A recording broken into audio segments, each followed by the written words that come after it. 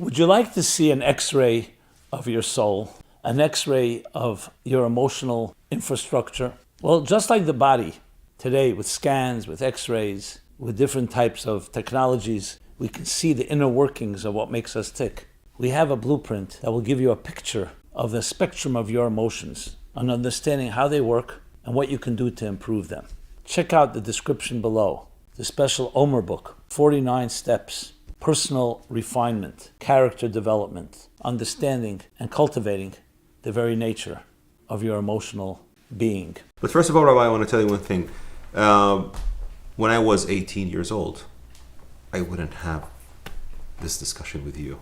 I would never sit with a Jew or would never talk to a Jew openly about religion, history, the Bible, about life, about something, because, and I'll tell you honestly, I was, how to say this, I brought up, I was a religious Muslim, but Sunni, Shiite? Sunni Muslim. Okay. But I respect and of course I love all my fellow Muslims and all my fellow human beings. Now, my way of thinking is that all the people who are created in the image of God are people who deserve love, no hate for religion, color, ethnicity. But this is not how I was receiving religion when I was young. I was so sincere to the idea of hate, that you should hate for the sake of God and you should love for the sake of God. We call it in Arabic al-wala wal-bara.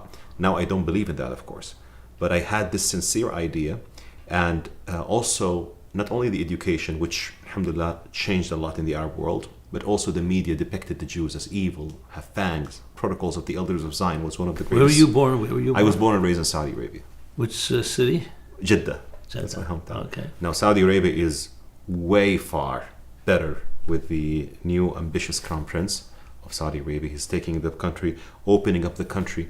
But the curricula that we had before, it was very extreme, but now opening up. So I was very devout and sincere to my beliefs that you should never take Jews and Christians as friends.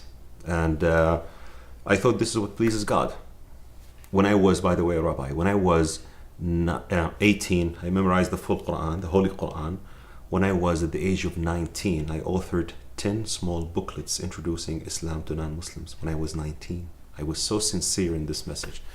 So, and then I felt that there is some sort of a hate that consumes you. So I decided to step down a bit from this mission of being a very devout Muslim, speaks up in Yahoo chat rooms and stuff like that in different places. But 2010 was a very life-changing experience. When I decided to learn French, I applied for something called a homestay program. A homestay program is a program where you stay with a family to learn a language, and by coincidence, the school put me with a Jewish family. And from that Jewish family, I learned Judaism from the source, not from the adversaries of the Jews. I opened up my eyes, my heart. I feel that because I felt I was so sincere, even in my days of hate, God guided me to the right path. And the right path is never hate people for their religion, color, or sect, especially the Jewish people, who were the first people of the book. I fell in love with the Tanakh, the Hebrew Bible. I fell in love with the Hebrew. I fell in love with Ofra Chaza for sure. One of my reasons that I learned Hebrew, by the way. So I changed 14 years ago, and I'm counting. And I'm so happy of the man I am right now. Let me ask you this. So in that stage of hate, would you see yourself being capable of actually acting on it in a violent way? Not acting like I would do something with my hands, but speaking about it. But you had friends that you thought that were capable. I mean, because at the end of the day, no. We would never go to the stage of hands, but we were just speaking that we should never take Jews and Christians as friends.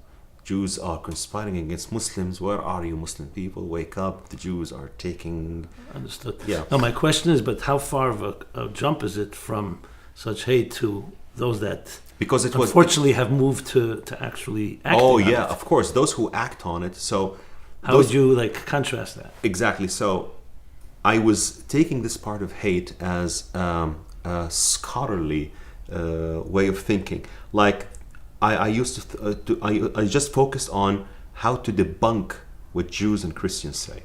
So this was my limit. But those who take it to the extra step, who really want to act on it, are those who don't want to spend time on the debates, on the discussions, on things like that. They just want to move immediately to the next step.